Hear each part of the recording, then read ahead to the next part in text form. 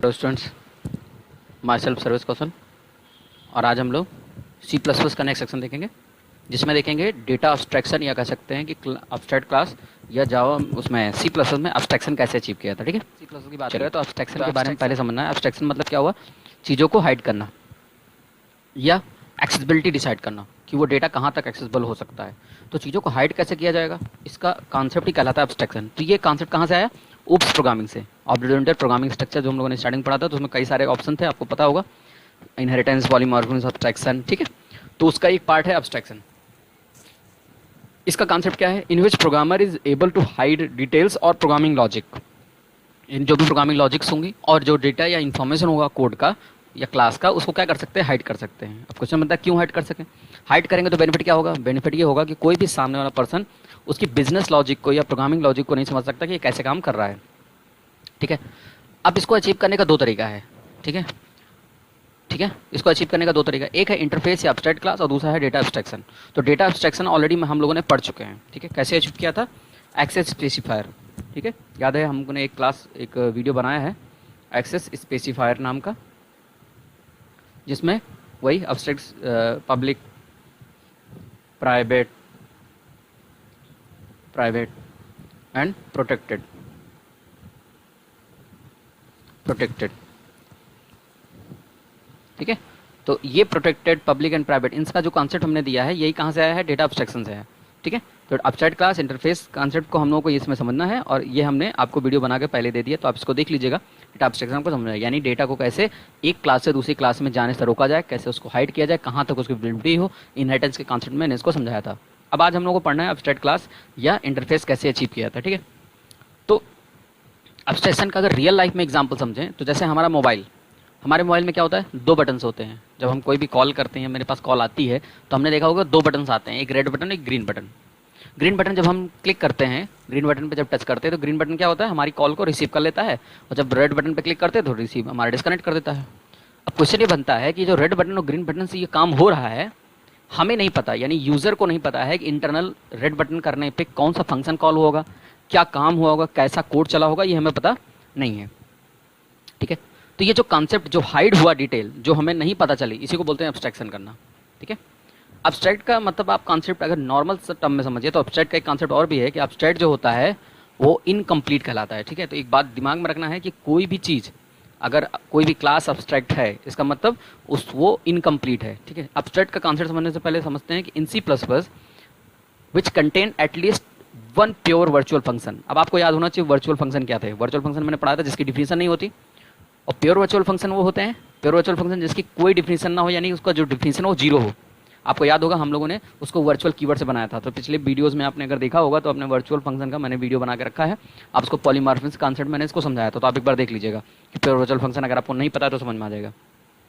Pure virtual function वो functions होते हैं जिनका जो किसी पेरेंट क्लास में डिफाइन किए जाते हैं और उसकी कोई डिफिनेशन नहीं होती, यानी उसका जो डिफिनेशन होती है जीरो होती है। जैसे सिंटैक्स के फॉर्म में अगर मैं डिफाइन करूँ तो मैं कहूँगा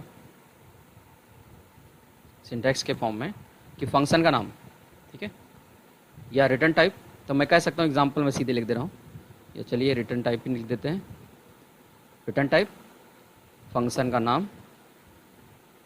नाम फिर आर्गुमेंट्स ये, और उसके इक्वल टू जीरो। ठीक है, जीरो लगा के टर्मिनेटर। लेकिन ध्यान रखना है कि जब भी इसको हम वर्चुअल बनाना होता है तो इसके पहले क्या लगाते हैं? वर्चुअल कीवर्ड लगा देते हैं। ठीक है, वर्चुअल कीवर्ड, और ये हमेशा डिफाइन कहाँ होता है? पेरेंट क्लास के अंदर। ठीक है, क्वेश्चन बनता है कि वर्चुअल फंक्शन बनाने से बेनिफिट क्या होगा? वर्चुअल फंक्शन का मतलब ये होता है, अब ध्यान रखना है कि वर्चुअल फंक्शन बनाते क्यों हैं? जिससे कि हर चाइल्ड, जो पेरेंट को इनहेरिट करे, वो चाइल्ड क्या करे? उसको अपने हिसाब से ओवरराइट कर सके, यानी उसको लिख सके। इसका मतलब ये हुआ कॉन्सेप्ट कि अगर पेरेंट एक रिस्ट्रिक्शन लगाना चाहता है, ध्यान सुनिएगा, parent want to provide a restriction to the client, to the child, कि चाइल्ड्स उसके क्या हों, वो सारे मेथड्स को ओवरराइट करें या बनाएं अपने में, एटलीस्ट उनको डिफाइन करें जो पेरेंट क्लास के अंदर डिफाइन हुआ है। ठीक है, तो उस केस में हमें प्योर वर्चुअल फंक्शन बनाना पड़ता है। ठीक है, प्योर वर्चुअल फंक्शन जैसे उसकी डिफिनेशन नहीं होती, इसका मतलब ये रिस्पॉन्सिबिलिटी किसके ऊपर होती है?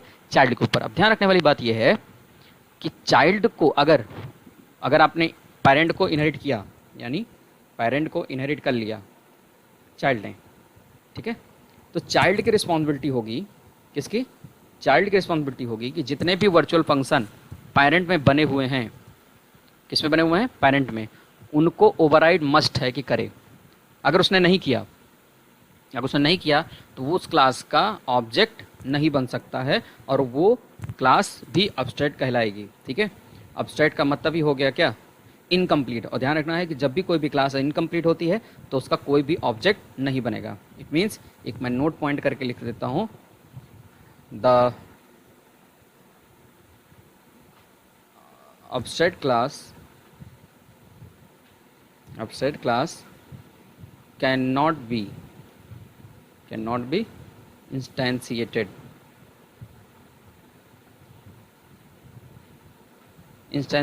ठीक है, कैन नॉट बी इंस्टेंशिएटेड, यानी इसका कोई ऑब्जेक्ट नहीं बन सकता। ठीक है, तो एक पॉइंट याद रखना है कि एब्स्ट्रैक्ट क्लास जो भी होगा उसका ऑब्जेक्ट नहीं बन सकता। अगर ऑब्जेक्ट नहीं बन सकता तो फिर क्या करेंगे? इसका मतलब उस क्लास को, एब्स्ट्रैक्ट क्लास का क्या होगा? Abstract class can be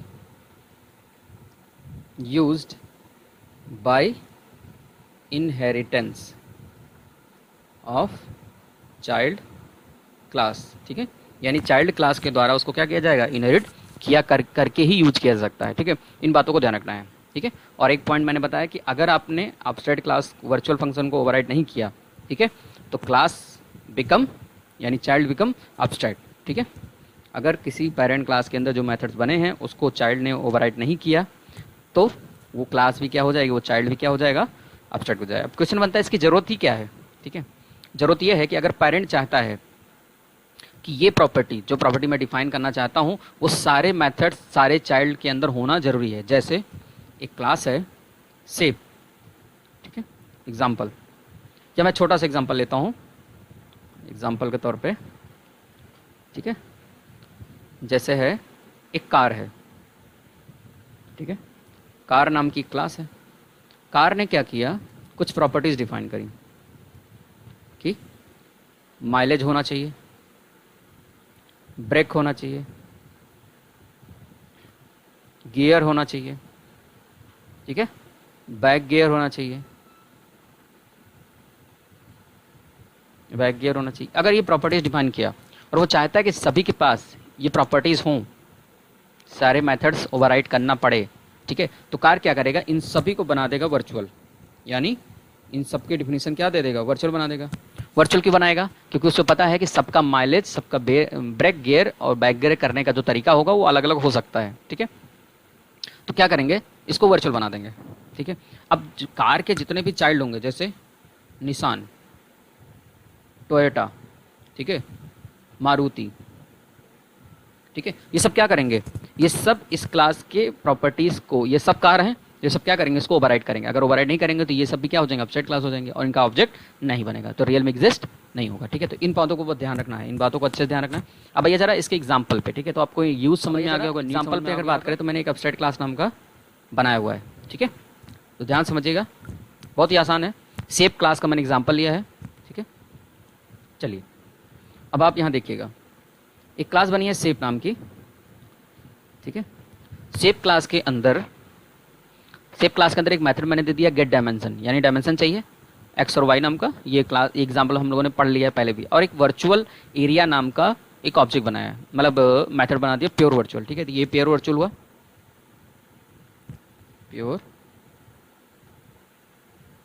pure virtual functions. ठीक है, प्योर वर्चुअल फंक्शन, इसका क्या हो गया कॉन्सेप्ट? इसमें जीरो हो गया। अब अगला जो आता है वो रेक्ट पब्लिक शेप, यानी शेप को इनहेरिट किसने किया? रेक्ट ने। इसका मतलब इसके अंदर जो प्रॉपर्टीज बनी होंगी उसको ओवरराइड करना मस्ट हो जाएगा। ठीक है, तो मैंने यहाँ एरिया नाम के मेथड को ओवरराइड कर दिया है। ठीक है, देखिए, तो कोई प्रॉब्लम नहीं होनी चाहिए। अब क्वेश्चन बनता है कि एरिया को उसने प्योर वर्चुअल क्यों बनाया? क्यों? क्योंकि शेप क्लास के जो भी चाइल्ड होंगे, शेप क्लास के जो भी चाइल्ड होंगे, ठीक है, शेप क्लास के जो भी चाइल्ड होंगे उनके सबका एरिया निकालने का जो फार्मूला होगा अलग होगा। क्यों? क्योंकि रेक्टेंगल का जो एरिया निकालने का फार्मूला होता है लेंथ इंटू ब्रेथ होता है। ठीक है, स्क्वायर निकालने का जो होता है साइड इंटू साइड होता है। ट्रायंगल होता है तो हाफ विड्थ इंटू हाइट होता है। ठीक है, तो अलग अलग होते हैं। इसलिए क्या किया है, एरिया की एक डिफिनीशन देना पॉसिबल नहीं है। किसके द्वारा? शेप के द्वारा। तो शेप ने कहा कि ठीक है, सभी चाइल्ड जितने बनेंगे सबके पास एरिया नाम का मेथड होना जरूरी है, बट डिफिनीशन आपके खुद की हो सकती है। ठीक है, अगर नहीं बनेगा तो स्वाभाविक सी बात है एब्स्ट्रैक्ट बन जाएगा। इसका मतलब कि स्टैंडर्ड मेंटेन हो रहा है कि जितने शेप कह सकता है कि जितने भी मेरे चाइल्ड हैं उन सब के पास एरिया नाम का मेथड है। ठीक है, तो इसका मतलब ये मजबूरी हो गई। क्या है? मजबूरी हो गई कि हर चाइल्ड के पास एरिया नाम का मेथड हो और वो अपना उसको डिफाइन मस्ट है कि करे। नहीं करेगा तो वो भी एब्स्ट्रैक्ट हो जाएगा। कैसे? मैं समझाता हूँ, आइए जरा। तो गेट डायमेंशन तो हो गया, ठीक है। रेक्ट ने भी क्या किया, अपना एक एरिया नाम का मेथड है B into height, width into height को क्या किया, मल्टीप्लाई करके इसका एरिया का फॉर्मूला निकाला। और स्क्वायर ने क्या किया, साइड इंटू साइड कर लिया। आई जरा ऑब्जेक्ट पे, तो रेक्टेंगल ने आर नाम का ऑब्जेक्ट बनाया, स्क्वायर ने एस नाम का ऑब्जेक्ट बनाया, डायमेंशन पास किया 10.5 20.5, यानी 10.5 20.5 ये दोनों जो है विड्थ और हाइट ये दोनों वैल्यू ट्रांसफर हुई होगी रेक्टेंगल के पास यहाँ पर, और डायमेंशन में एक्स और एक्स की वैल्यू बी में और वाई की वैल्यू सी में ट्रांसफर हो गया होगा। ठीक है, ऊपर समझ रहे हैं वेरिएबल। अब रेक्ट ने क्या किया, बी और सी को यूज़ किया और ए में डाल दिया, मल्टीप्लाई करके ए में आ गया, यानी 10.5 एंड 20.5 को मल्टीप्लाई करके ए में डाल दिया और एरिया ऑफ रेक्टेंगल ये प्रिंट कर देगा। ठीक है, ये समझ गए होंगे। अब आइए जरा स्क्वायर में तो एक ही साइड की हमें जरूरत है, यानी एक ही वैल्यू चाहिए। तो हमने क्या किया, फिर गेट डायमेंशन कॉल किया, लेकिन यहाँ 22.5 और यहाँ 0 पास कर दिया। ठीक है, यानी हम सेकंड वाले को वैल्यू नहीं दे रहे। 22.5 जरा यहाँ आइए, आ गया होगा। इसने क्या किया होगा, एक्स में 22.5 बी में डाल दिया होगा, सी में 0 डाल दिया होगा। साइड बाई साइड की मल्टीप्लाई करने की बात हुई होगी, तो एस ने क्या किया होगा, जब एरिया कॉल किया होगा तो बी इंटू बी।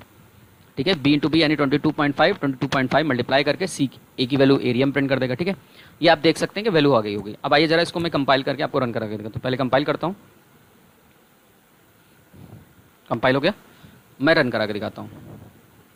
ठीक है, रन भी हो जाएगा और आउटपुट भी आप देख सकते हैं कि the area of rectangle is this and the square of this. ठीक, बट मैंने कहा था अगर चाइल्ड ने उन मेथड्स को ओवरराइड नहीं किया, किन मेथड्स को, जो पेरेंट के अंदर है, वर्चुअल है, यानी कि एरिया नाम के मेथड को अगर रेक्टेंगल ने या स्क्वायर ने ओवरराइड ना किया होता तो क्या होता, चलिए चेक करते हैं।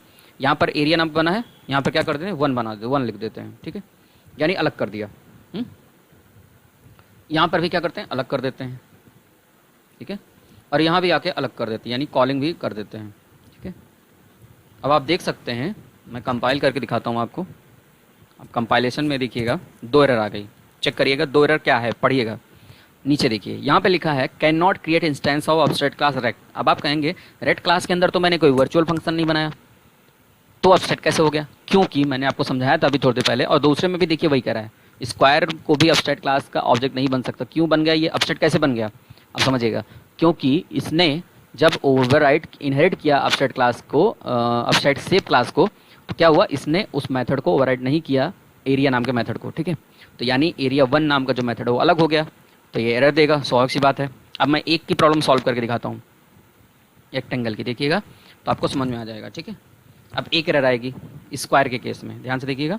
1 एरर स्क्वायर को बता रहा है कि एब्स्ट्रैक्ट है। ठीक है, तो चलिए मैं इसको भी सही कर देता हूँ, मैंने अभी सही किया तो अब गलत करके मैं दिखा रहा हूँ। ठीक है, तो ओवरराइड कर देंगे तो ये प्रॉब्लम नहीं आएगी, और ये आउटपुट मैंने आपको करके दिखाया भी था। ठीक है, तो आपको ये बातें समझ में आ गई होंगी कि अगर आप ओवरराइड नहीं करते हैं तो उस क्लास का भी क्या बनाना पड़ेगा, एब्स्ट्रैक्ट बनाना पड़ेगा, और जैसे ही एब्स्ट्रैक्ट बनेगा उसका कोई ऑब्जेक्ट नहीं बन पाएगा। आई होप आपको इतनी बातें समझ में आई होंगी। अगर आपके मन में कोई डाउट्स हैं तो आप क्या कर सकते हैं, कमेंट सेक्शन में आप पूछ सकते हैं।